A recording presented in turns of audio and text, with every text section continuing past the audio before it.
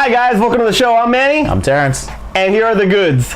So, Super Bowl. Great Super Bowl. Well, it was ugly Super Bowl, actually. It was a bad Super Bowl. But anyway, so it was like the third most watched Super Bowl. Really? I didn't know. 112 million people, something like that. I can't remember.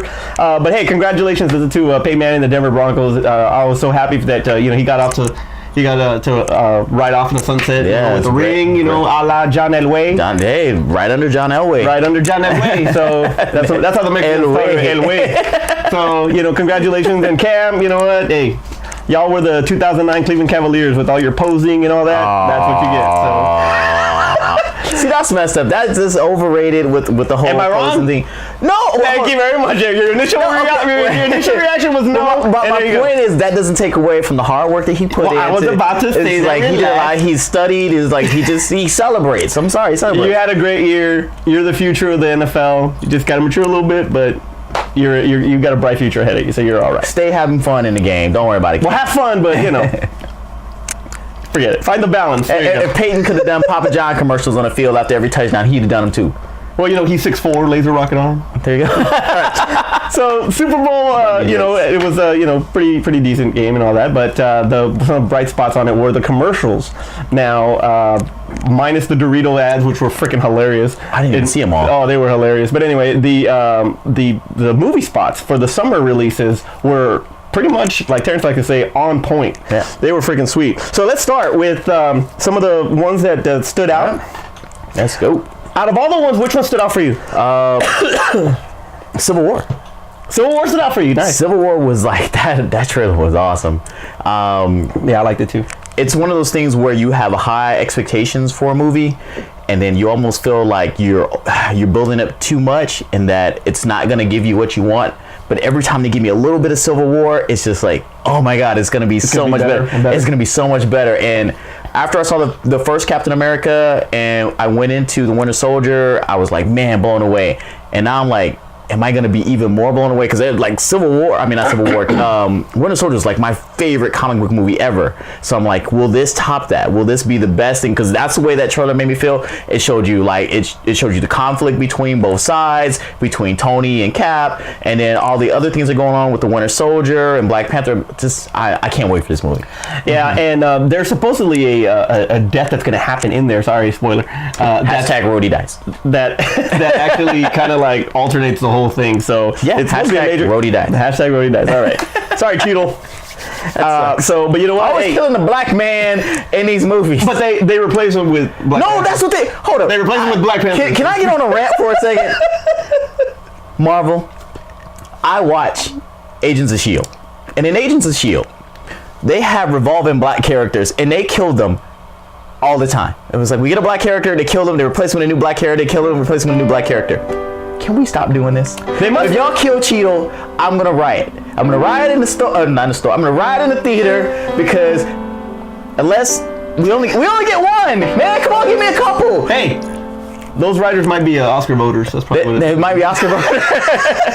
Okay, so another one that was actually pretty cool for me was X-Men. That was actually pretty good. And Olivia Munn, in my opinion, oh my God, that was great. Olivia Munn for me probably stole the whole trailer for me. That was unexpected. I didn't expect to see her until the actual movie came out, outside of like the whole little poses and pictures they put up. But to see her like, slicing through the car, that was awesome. And so I'm really looking forward to that one.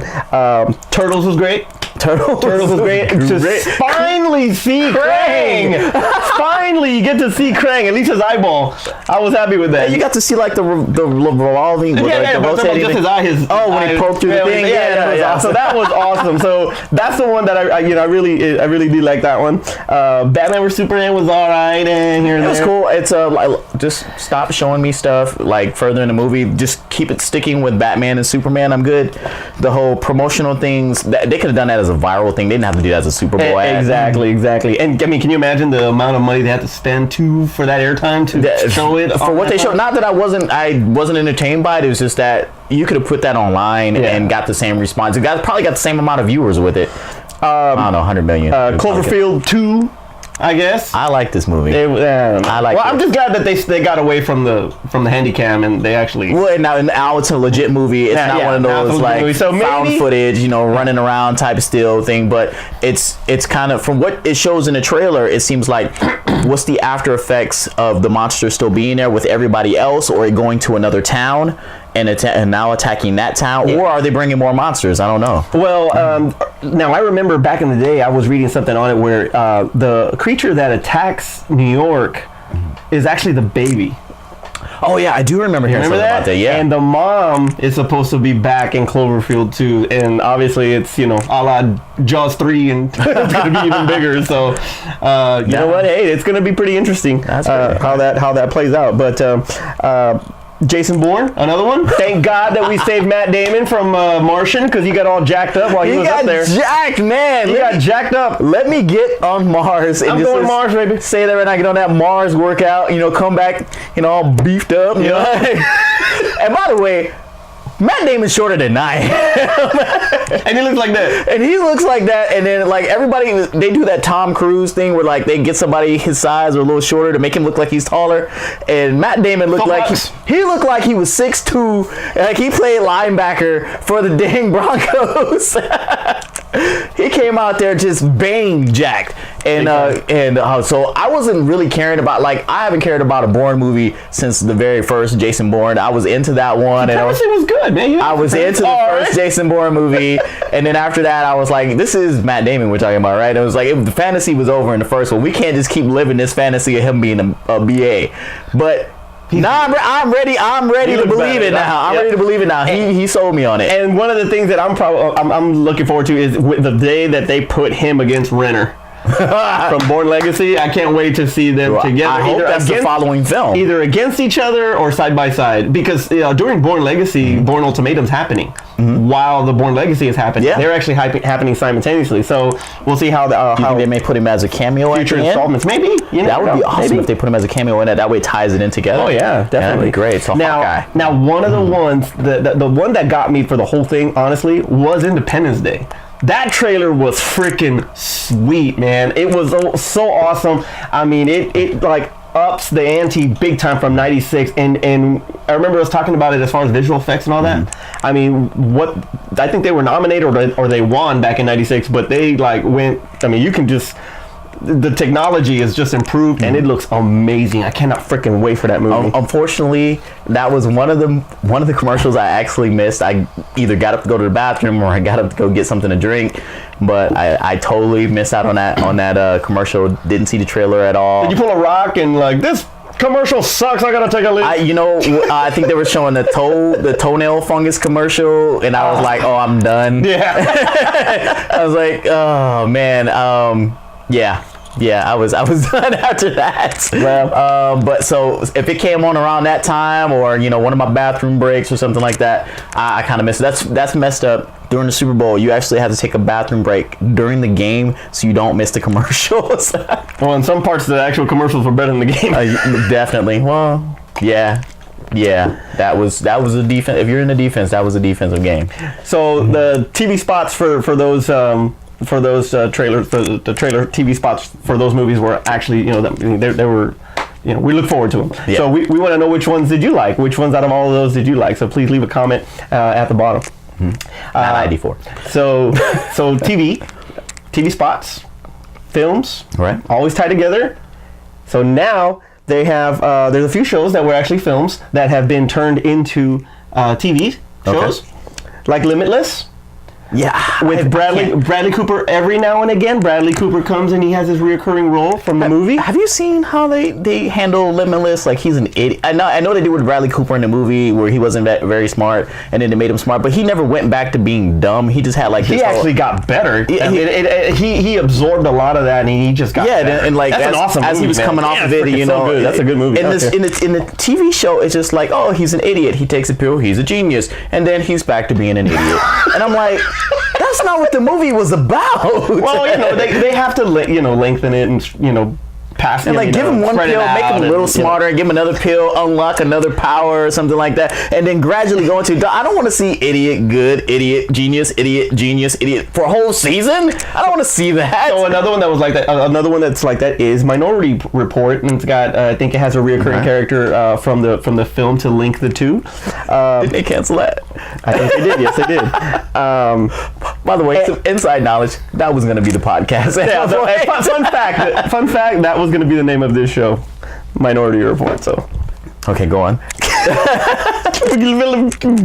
Lost train of thought with. Sorry, I apologize for that. Okay, so now they're looking at Ethan Hawke to come back as Jake Hoyt for Training Day. What do you think? No Denzel. So it's just going to be Ethan Hawke. Then it's not Training Day. Well, they want to do. I would have rather they did. And as a matter of fact, I'm not even sure if you have it on your list, but I would have rather they gone the route like Robert Rodriguez did with. Goodness, From Dusk Till Dawn? From Dusk Till Dawn, where he made it into a series. He recast. Obviously, he couldn't get Clooney to come back and do it, and Quentin ain't coming back to come do it. But he got somebody, and one of those things where you like, don't do an impression of somebody, but the dude did such a great impression of Clooney doing the character. I was like, wow, and it just sold me on it. And he just took it day by day as they were getting to Mexico. Right. I would rather they do something like that. Well, who's to say? I mean, who's to say? Then to say, okay, he already got it through the whole Training Day with Denzel, and then this is just everyday cop life. Then maybe not Training Day. Maybe now then it's cop life. Unless he's got, he's got somebody he's going to train, and I didn't know he liked to get wet. Oh, he's gonna be a dirty cop now, and it was like, I learned from the best. So because of that, and I don't remember if it's CBS or ABC that's going to be doing. Sounds like something CBS would do. Yeah, it does sound like something CBS would do. Well, because of that, NBC is trying to dip their way in there as far as film to TV and bring back Cruel Intentions and try to get Sarah Michelle Gellar to come back as Catherine 15 years after the movie. This should be an MTV TV show because Hallmark. Hallmark. Cruel Intentions was a teen flick. It was a teen flick. It was. So she's all old and okay. So the audience that grew up, we don't care about Cruel Intentions anymore. The reason why Cruel Intentions was such a good movie is because it played on the whole sexiness of the two characters. Selma Blair. Selma Blair and Sarah Michelle Gellar. Yeah, those at that time, those were the sexy girls of that era. So we don't want to see them old, and I say that now. But then I was one person that said, I don't want to see Gillian Anderson old, but I see her now. I'm like, she looks better than she looked when she was in the original X-Files. So I still believe that this needs to be an MTV or something where it can appeal to a teen audience. And in a lifetime show. Can't be Lifetime because they didn't kill any husbands. They killed a husband and it'll be a Lifetime. And they recast and do young stars now to do. I think it would be interesting to do that. If they do it with old Michelle Gellar, Sarah Michelle Gellar. Okay. Prince, and Ryan Phillippe old. Well, he's dead. His character's dead. Oh. They dig him up. They bring him back. It's a long time I saw it go. That's how long ago this movie. This ain't got no audience. Don't do this. It's 15 years ago. This movie ain't got no audience. Don't bring this back. Don't bring this back. I don't remember the plot. Don't bring it back. Hey, you know what's awesome is that freaking Sarah Michelle Gellar actually plays the voice of the Inquisitor in Rebels. I heard that. Yeah, I just found that out today. So I don't know. We'll see. We'll see what happens. Tell us what you think about that, and maybe even what movie would you like to see as a series? That'd be cool too. Hey, pitch us how they're gonna bring Ryan Phillippe back from the dead. Oh man. All right. So Paranormal Activity's already done for the October. Every October we got a Paranormal Activity. Now they're just as bad as Saw. That's funny you said that. Well, before that it was Saw. Saw was the one that actually was every October. And Rinse, repeat. And it was 7. It was 7 Saws. And out of 7 Saws, they actually made all 7 Saws for $64 million. That's how much they made the Saw. That's how much it cost to make those 7 films. It was $64 million. Okay. Now, those 7 films actually made $873 million worldwide. And that's just box office. That does not include home media and Blu-rays and all that good stuff. So that is a franchise you just can't just let sit there. So because of that, they are actually going to make part 8. It's gonna suck. Well, you don't know. Maybe maybe will. I mean, the traps and all that get better as the as the sequels went on, and some of them anyway. Some of them were just too much. If you think about back in the day, Halloween, Nightmare on Elm Street, they wrote the blueprint of make it cheap, get it out there. It doesn't have to make a lot of money in the movie theater, because we didn't pay anybody to make this movie. So everything is basically profit after the first week, and then you'll make your money back, and you can keep greenlighting these things over and over again. So Saw figured it out, Final Destination figured it out, and now Blair Witch too. Blair Witch. Well, they tried to figure it out. Well, but I'm talking about as far as making the movie cheap. for $15,000 and making $100 million off $15,000. And then the next movie they try to do a big budget one, and then because they should have stayed cheap. So I understand why Saw did it, and why Saw wants to come back and continue doing it. But the movies are really, really bad. If you're gonna bring it back, kind of reboot the whole franchise, start over, do something with some substance, get a good script. Don't just do something because you know it's gonna make money. And I'm saying that, and not don't be a whore.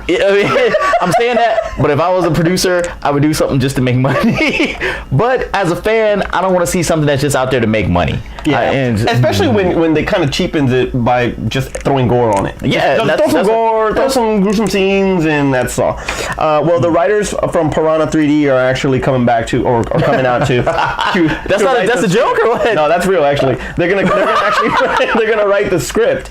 And now James Wan, who actually did the first one, will not come back to direct it. And I don't even know if he's gonna produce it, because he's doing Conjuring 2. Because he's doing real films. Because he's doing real good films. So no word on if Tobin Bell will come back as Jigsaw or not. But wait, I got crap about Ryan Phillippe being dead, and you're talking about him coming back? Well, as flashback.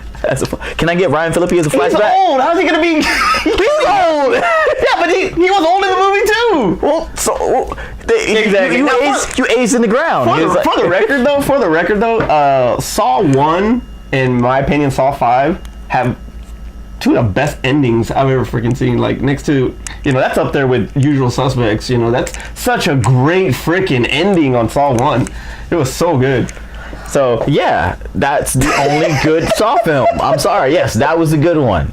And then all the rest of them, no. I actually liked Saw 5. I checked out so on Saw 2 when they were digging. That was out of their eyeballs. Yeah, I was like, you know what? I don't need to see another. Actually, I was done with the needles. That was it for me. So I don't know. We'll see. We'll see if the trend continues as far as starting again. Who knows? We had Shawnee Smith, who took over as Jigsaw. Then you had Constance Mandalore, who started to take over the thing for him. So who knows who's going to take over and be the apprentice this time? So look, if you're going to make if you're going to have a franchise that's going to go to this number of, do it right. Keep the same people in it. Do it right. They changed Freddy? No. They basically kept Jason for most of the films. And hey, you know what? Michael Myers? No. They didn't come up with... Okay, Season of the Witch. Before you say it and I get comments. But yeah, Season of the Witch, they didn't do Michael Myers. They did not do Michael Myers. All right. And they might have not done Michael Myers on freaking that curse of that piece of crap. He was still in it, though. He was still in it. That was a piece of crap. He was still in it, though. Anyway.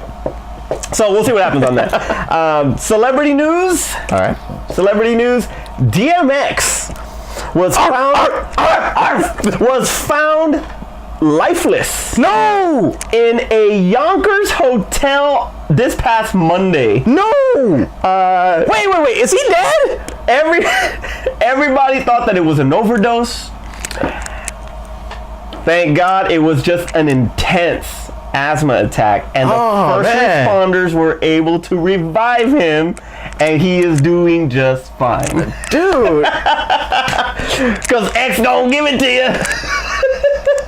Dude, that's not... What? No! That was insane when I read it. But yeah, DMX, man. Wow. How does that work? Jeez. Man, that was... See what happens when you do exit wounds with freaking Steven Seagal? That's the one you give him crap for?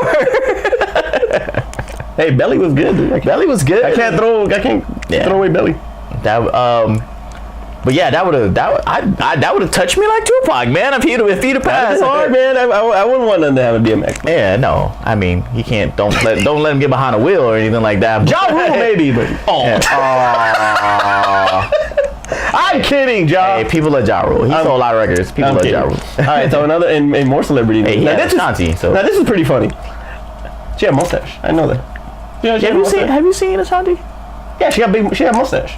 Yeah, some guy. She called. She was doing an interview on a radio station, and the guy asked her about her mustache, and she hung up on him.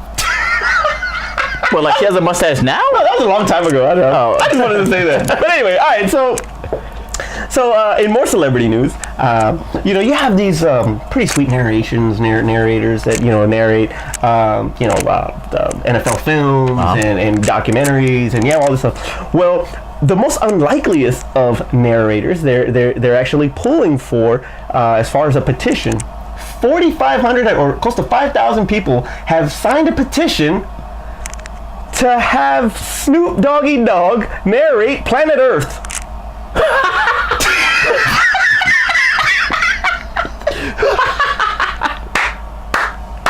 That's freaking hilarious. I will watch this. There's two people. Oh wait, no. Oprah's narration of these little nature films and Life. And good, Morgan Freeman narrating something. James Earl Jones narrating something. Snoop is now on my list. I want to hear Snoop narrate something. That would be great. I want to hear Snoop and I want to hear Sam Jackson. Oh my God, Sam Jackson and Snoop. Well, he did March of the Penguins, and it wasn't too solid. That was Morgan Freeman. Samuel Jackson. I thought Samuel Jackson. That was Morgan Freeman that did March of the Penguins. But did he throw a mother? Because I could have sworn. Now you see these mother caterpillars. These mother. Anyway, but back to Snoop. I want to hear Snoop narrate. I think that'd be great. He's on some D.O. double jizzle in it somewhere. There you go. And wait till we get into like the jungle and he talk about how lush the greenery is. See, that's probably like what he narrated, like garden show or something. And it's like if you look over there, you can see the endo growing in over there. You can see that kush over there in the bush. I heard about that last week, and I just had to freaking bring that to you because that was freaking hilarious. That was so funny to me. Good luck, Snoop. Tell me where to sign because it's got our signatures already. Please start a Snoop documentary narration series. Oh man, that's funny. So we were talking about X-Men earlier, and we were talking about how Olivia Munn pretty much stole the show on that. Well, she released a video on her Instagram, I believe. Well, she's done quite a few of them, though. Yeah, and Ryan Reynolds was in it. Really?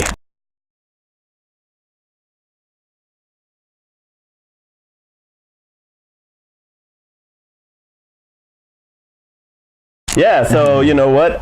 There are 2 post-credit scenes for all of the screenings that were out there, and you got to see the movie in a pre-screening. You only got to see 1 post-credit scene. The theatrical version will have 2 post-credit scenes, and it's a potential that that Psylocke's going to be that it's going to tie, and Deadpool may come out on Apocalypse. Wow, that's a possibility. I'm not saying that's going to happen, but if it did, you heard it here on the goods first. The timing would be off if they did something like that, unless they show at the end of Apocalypse, they show present day, and then that's how they tie it in. Mm-hmm. That type of cameo right there, I can't see him being a cameo, and it was like, oh, you guys are fighting Apocalypse. Hey, is that for? Because he would be Wade at that point. So. Yeah. So you can count on Ryan Reynolds being Deadpool if Deadpool's in there, because Ryan Reynolds has pretty much said that he wants to play Deadpool for the rest of his life. Yeah, he. I think I also saw another thing on his Twitter. Van City, baby.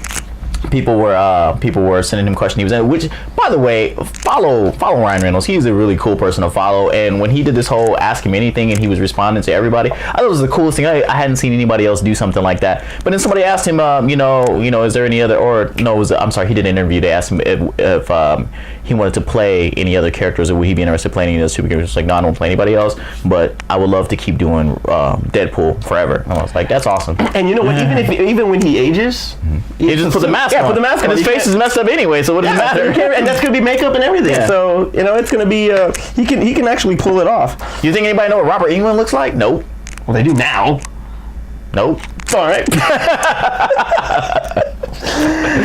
This is now the weekend, man. This is the weekend. We got Deadpool now, man, and I'm freaking pumped. I'm excited, and I cannot freaking wait for this movie. I think we've said it before. This movie's gonna actually break down some barriers as far as PG-13, playing it safe with PG-13 and rated R, and you're gonna have some biters, big time, that are gonna try it. They're gonna probably fail, but you're gonna have some biters. So my question to you is, if Deadpool is successful, will they make the Deathstroke movie? Why would they make a Deathstroke movie?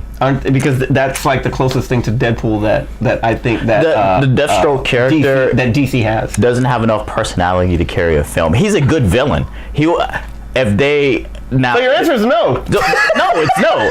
It's no. What would be more intriguing would they make the Batman solo film rated R and feature Deathstroke? That would be interesting if they were to do something like that, because if they made he's a violent character. If they he's made a violent. Assault on Arkham, exactly like Assault on Arkham, the animated. I'm down. Suicide Squad was the option to do it, and they didn't do it. They cheesed out on it. They were like, nah, we can't do it because. You think they're gonna regret it if Deadpool? Yes. If Deadpool makes a crap load, if Deadpool comes out and makes $100 million in the opening weekend. Well, it's 55. That's what they're thinking. Okay, so if Deadpool comes out and makes 75, if it makes its whole budget back in its first weekend. Warner Brothers. Warner Brothers is going to be kicking themselves for not doing a rated R Suicide Squad film until Suicide Squad comes out and makes 150 million in its first weekend. But they will still be thinking, it was like, we could have got away with doing a rated R film and we would have still made money. And that's actually what they should have done, especially since they had the whole, not too much humor, no joke clause, whatever. Yeah. If they would have just out and done it and broke the barrier first. You could have jumped on it. I'm waiting, for my Blade remake. Give me another rated R Blade. Give me a Punisher movie. A good one. A good Punisher. A good movie. one. But I liked Warzone. I know you didn't like Warzone, but I liked Warzone. Warzone was not good. Warzone, okay, it was violent, and it was the violent nature of the Punisher, but the story is stupid. The story was stupid. The story was stupid. I don't like Jigsaw as a villain, and I know that's one of the Punisher's big villains, but I would rather him go up against Kingpin. Yeah. Yeah.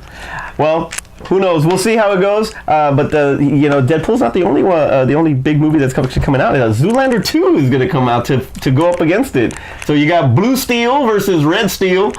Who wins this match? Who wins the freaking Iron Man match between these two? Deadpool's going to win it, but not by much. Really? You think Zoolander's actually going to... I don't think people want to see Zoolander. I think they're marketing Zoolander hard. Yeah, they are. And Ben Stiller and Owen Wilson actually appeared on Saturday Night Live last week. Yeah, so, I saw that too. Yeah. So maybe it will. I think that Deadpool will win by a big number. Actually, but it is President's Day weekend. And so there's no school. Oh, so for the extra day? Yeah, for the extra day. Okay. So Zoolander you might be right. Maybe it might not be. Think about it. What was it? The Sisters? Sisters made money against Star Wars. Mm-hmm. Freaking Alvin and Chipmunk's Squeakquel made money. Yeah. And it was like, there's a, what is it? I hear on certain shows that it was like there's a thing called counter programming, where like maybe not everybody wants to go see a comic book movie. Or rated R. Or it's just like I want to have something to take my kids to go see. Exactly. And Zoolander will be PG-13, so you can go take your kids. You still can go take your kids to go see that. So it's gonna make money. It's gonna make money. No, I think you're right. I think it is gonna make money. I think Deadpool will win number one, but I think Zoolander is gonna be right there. Yeah, and Deadpool is a hard R, and for graphic violence and nudity and all this good stuff. All this good stuff. The goods. So for as far as adult entertainment, it's gonna do good. But as far as the teenagers and all that stuff, yeah, especially when Bieber's in it too for Zoolander. So, definitely gonna be number 2. Now, Terrence and I have known each other for 20 years, and we've always actually. Just explain how old we are. Yeah, no, we're old.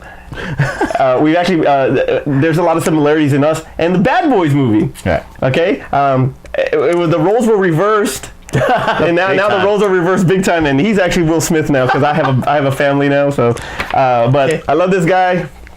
I love this guy very much. So. Can I get the masseuse to come by the apartment? Can I get? No. You can't screw the therapist. Oh. All right. So my life ain't nothing like Will Smith's dad. Yeah. So the awesome news is that Bad Boys 3 is going to happen. I'm excited. So that's my news for you. I'm super excited about that. Bad Boys 3 is going to happen. Will Smith hadn't seen Martin Lawrence in 2 years, and he saw him a few weeks ago, according to this interview. And as soon as they saw each other, they freaking hugged. And they both knew right then and there that Bad Boys 3 was going to happen. So, Bad Boys 3 will happen. You sure that hug wasn't like, thank God, Will, my movie career is over. I need you, Will. I need you, Will. And Will Smith said, thank you, I need to find my humor again. Yeah, there you go. I need to get some comedy back. I need some comedy back because I'm too serious. And Michael Bay, you can do a movie we all gonna like. Michael Bay will not direct this movie. The one movie? Okay, besides The Rock. Besides The Rock. Besides The Rock 2, I want him to come back to do. I need him back for Bad Boys. Well, he's not going to be back for Bad Boys. He may produce, but he's not going to be back for Bad Boys. Okay, everything that Michael Bay does in a film is appropriate for Bad Boys. Oh, yeah, absolutely. Give me a scantily clad woman. Yes, thank you. Give me this awesome looking setting out on. Give me these great little shots, little rotating shots. I need that. I need that in a Bad Boys film. Look, hold on, wait. Let me take a moment. I knock Michael Bay a lot. No! I knock Michael Bay a whole lot. And this is the one time I get to cheer on Michael Bay. Well, because he's got a lot of... He's not going to do Bad Boys. And then he's going to do Terminator. It's like he's... Terminator? I'm not Terminator. Transformers.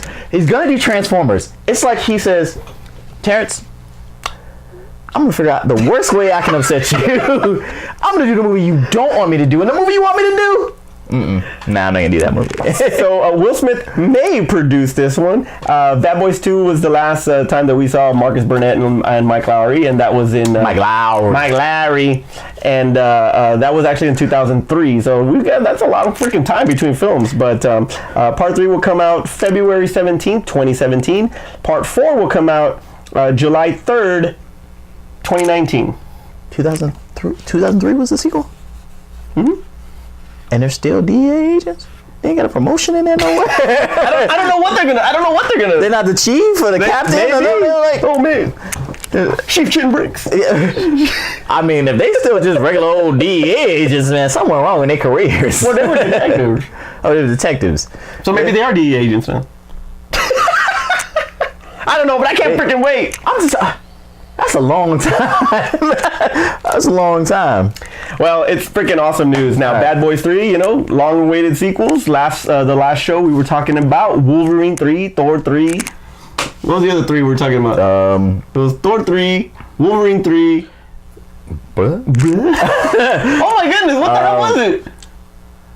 Triple X3. There you go. Yeah, so we were talking about the 3s. Fast X. Anyway, so 3s are a big thing, as far as, the franchises. You always got a third. You got some really good 3s out there, really great trilogies. So with that being said, it's now time for our top 5.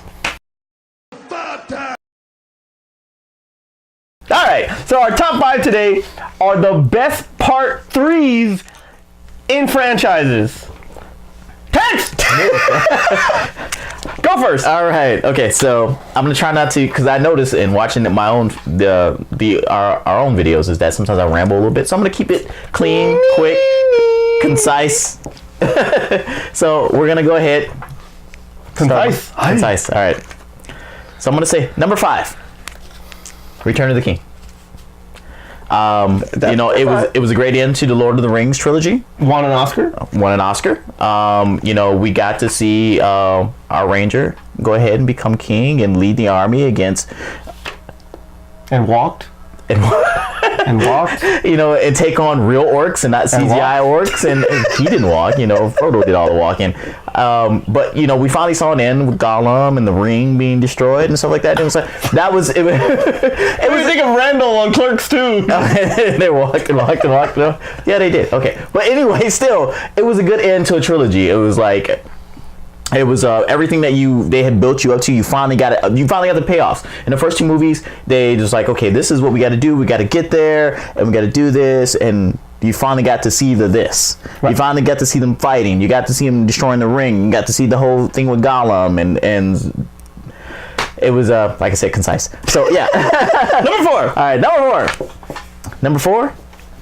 Indiana Jones and the Last Crusade. Very nice. That was a good one. You got Sean Connery. You brought him into, it's like, as Indy's dad. That was great. That was awesome. That was great. And you got the, I mean, they always had, when they did whatever Indy was looking for, it always had like a religious theme. We got to see the I can't even say it. Holy Grail. Thank you. we got to do the Holy Grail, and then the whole temple where they had to go through the traps, and so I mean, it was great. I mean, you got to see two iconic actors. Yeah, I've lost for words today. You got to see two iconic actors, both on the same screen together, and playing well off each other. So that was one of the reasons why I really liked that movie, and it's one of those films where, not that I would turn off any Indiana Jones films, but it would be the first one I would go to. Okay. All right. So, number 3, The Good, Bad, and the Ugly. Good, Bad, and the Ugly. I mean, if you're a Clint Eastwood fan, I mean, this is the film that you always remember Clint Eastwood for. I mean, it was. No, not for me. Mine is Every Which Way But Loose. The orangutan, right turn, Clyde. Oh. This is the Men Who Like Smoking the Bandit Part 3. That should be, is Smoking the Bandit Part 3 on your list? Hell yeah, number 1, baby. All right. But yeah, I mean, this is an iconic Western film. I was like, this is one of the ones where we finally got out of the John Wayne era. This is a definitive, like, new era Western. So, and that was one of the reasons why I really like this. And I mean, if you're a real big Clint Eastwood, I mean, he went through his Western period with Hang 'em High and stuff like that. Pale Rider, yeah. Pale Rider. So this was a film that capped off that trilogy, or ended that trilogy, and it was probably one of his best Westerns, unless you want to bring up The Unforgiven. Unforgiven. I knew that was movie. I knew that was gonna come. But when he was young. All right, he was young. Number 2, Toy Story 3. Toy Story, come on! Toy Story 3 was a great film. It was a great film. For the record, his daughter is shaking her head at that comment on that. Toy Story 3 was a great film. Toy Story 3, we got out of the room. We got out of Andy's room. I know we had been out of Andy's room before in Toy Story 2, but Andy got old. We knew this was coming. Andy was going to finally get old. It was not as funny as part 2. It didn't have to be. It was emotional. It drew you in. When they were on that little pit, they were going down about you like the Good Dinosaur too, didn't you? I didn't even see the Good Dinosaur. Yeah, well, we missed the Good Dinosaur. When they were on that pit, getting ready to go and die, they were faced with dying. The toys were faced with dying in the flame pit that was down there. You felt for the toys. I felt a tear come out, and then right in the corner of my eye when it was in. And then when Andy was like, got them all in the box, and he was getting ready to drive off, and he saw a little girl, and he dropped them off, and you're like, you need a tissue, bro? the toys are gonna be all right. They're gonna be all right. I would have liked to have seen Sid, to see how that whole thing affected him in part 1. That would have been awesome to see him in part 3. They're gonna make part 4, so maybe we'll see him there. Oh, there. When we do top 4s. The best 4s. The best 4s. All right. So number 1, Rocky 3. I love Rocky 3. Mr. T. Freaking hilarious. Mr. T. All right, so look, you had like the greatest personalities in any film.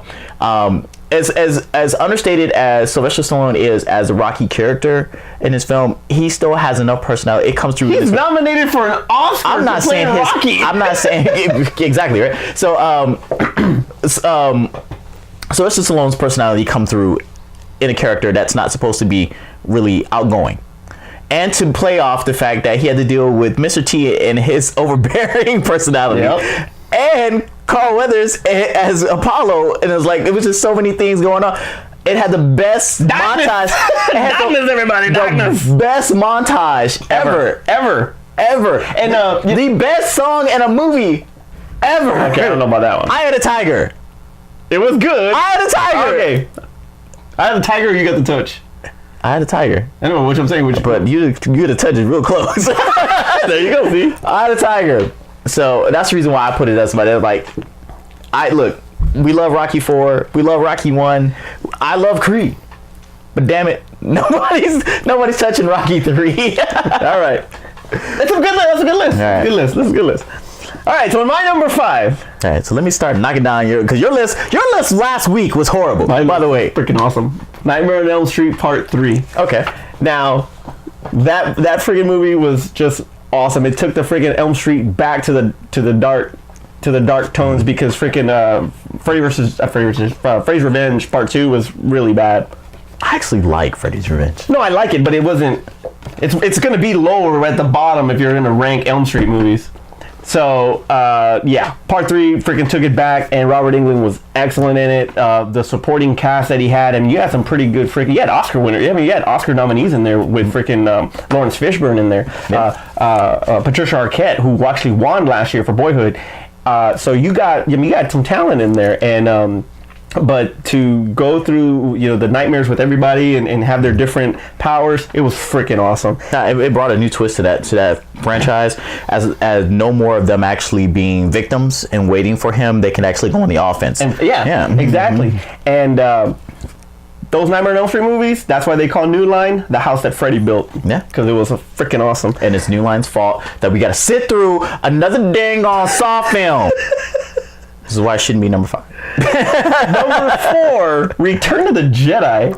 I cannot believe. No. I weighed that one. I was going to be on there, but the reason why I didn't put it on there is because it was technically episode 6, and I know we were talking about. That's the reason why I didn't put it on there. It was technically episode 6. Okay, fine. Jedi / Sith. That's it. Sith. Revenge of the Sith. There you go. There's the tie.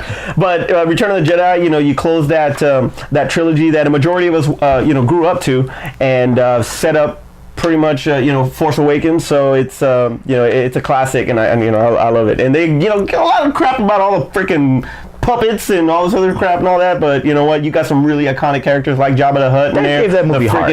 Yeah, the real chance you got really to see Palpatine and what he was about, the freaking Red Imperial Guards, the Scouts, Ewoks, everything was just, it was freaking awesome, and I love that one. The Ewoks were cannibals.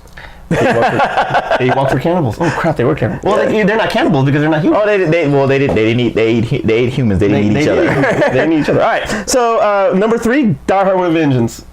Die Hard with a Vengeance was freaking awesome, man. I missed out. Yeah, I love that movie. It is my favorite Die Hard. I'm gonna take Return of the King off my list. That's Bruce Willis was in freaking top form in that movie, and you got Die Hard 2, and him and his wife were back, so he actually seemed happy, which I don't know if that affected his heroism there, but he was down on his luck in Part 3, and it made him even better. So when you watch the trailer, you go back and watch the trailer, and he says on a good day he's a good cop, on a bad day he's the best. That's freaking definitely Die Hard 3. Number two, I'm with you. As far as Indiana Jones, Last Crusade, freaking excellent movie. Yeah. Like you said, from when you're gonna go and pick up an Indiana Jones movie to watch, that's the first one you're gonna go to. He's Sean Connery coming to join Harrison Ford, and Harrison Ford's actual performance was a little bit better. So much lighthearted. It was just freaking awesome. The chemistry that they had together. We got to see more Professor Jones in there than we've seen in any of the other Indiana Jones. Definitely. And the scene where he goes face to face with Hitler. Yeah, freaking excellent. When he signs the autograph for him, that was great. Number 1, hell yes, Rocky 3. All day, all night. Now the only thing that sucks about it is that it is the best Rocky movie out of all of them, in my opinion. But in the storyline, they never talk about that fight. And it's that fight that makes Rocky a better fighter. It is. Because he got to learn the urban style of fighting. He got a lot of soul added to his style. The brothers had to help him get the soul in there. And you know what? It's that style that Apollo taught him to beat Clubber Lang, get his title back. That was freaking awesome. Now, he never fought a brother after that. So maybe that's why they don't talk about it so much. He was like, no. I already lost to a brother. I can't fight another brother. I just got my title back. Anyway, so Paulie Malignaggi, come on, go get Floyd and go get trained up and come back, make a comeback. Because Paulie's Italian. He needs money. Paulie had a loss to Bronner that was a bad loss, and he needs a champion to come and say, hey, I got you. We're gonna get you back in this ring. So you know what? That actually molded the Rocky character to be even better. So that's the movie, and you got to see Hulk Hogan. And if anybody says anything about Hulk Hogan straight up, that's the movie that freaking turned him into a freaking phenomenon. Wrestling kind of was there, but it was Rocky 3 that made him better, and that helped freaking so blame Rocky 3 for Thunder in Paradise and Suburban Commando. Hey, Suburban Commando had freaking Undertaker in it. Really? I didn't even watch Suburban Commando, and I was a Hogan fan. Which was the other one you said? Thunder in Paradise? Thunder in Paradise. Oh, No Holds Barred and freaking Zeus. Hey. It's not get crazy. Hogan, No Holds Barred was a good movie. He's like, Randy! And he barely moves his hand. Randy! No Holds Barred was a good movie. That was stupid. When rip and come on. Anyway. I guess now we can announce that coming soon we will start doing a wrestling segment. I don't know if we'll do it as an individual video or if we'll just add it into one of the podcasts, but we're big wrestling fans, so we're gonna now start letting you guys in on our wrestling fanism expertise. We'll bring you the goods on all things wrestling. Exactly. The show will probably we're organized, but I think we like drop kicking a beauty. There you go. Tell us what you think about that one. That was a famous call that was made by Gorilla Monsoon in most of the matches that he called. So drop kicking a beauty will be coming pretty soon. So tense. All Take us right, home. so as I say every week, make sure you like and subscribe on every video that you see out there. Not just specifically this one, but any other ones that you guys want to take a look on the channel. Whether it be the Goods Podcast, whether it be You Don't Hate This, or Rule of Two. I was about to say, what other videos do we do? And Rule of Two. So let us know what you like, what you don't like, how we can get better, or any comments or thoughts about anything that goes on in the video. We want to see what you guys think. Like I say, I always say that we want to make sure this is part of a community. We want your guys' input, and we want to make sure we do things better to more of your enjoyment.